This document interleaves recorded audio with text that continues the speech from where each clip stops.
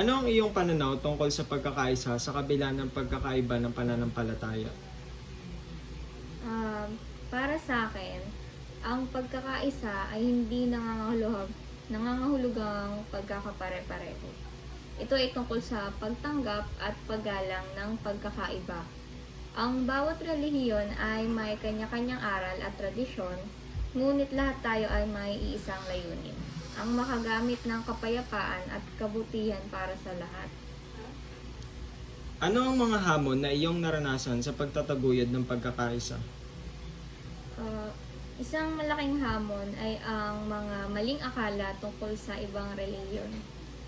Maraming tao ang natatakot o nagdududa dahil hindi nila nauunawaan ang paniniwala ng iba. Kaya mahalaga ang edukasyon at pagbibigay liwanag upang mas mapalawak ang kanilang pananaw. Ano ang maaari nating gawin upang mapabuti ang ugnayan sa pagitan ng mga iba't ibang relihiyon? Una, kailangan nating simulan ito sa ating mga komunidad.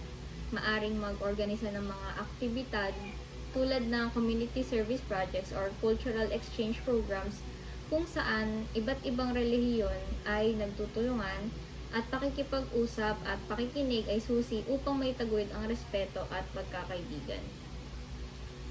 Para sa huling katanungan, anong mensaheng nais mong iparating sa ating mga tagapanood tungkol sa pagkakaisa? Nais kong iparating na ang tunay na pagkakaisa ay nagsisimula sa puso.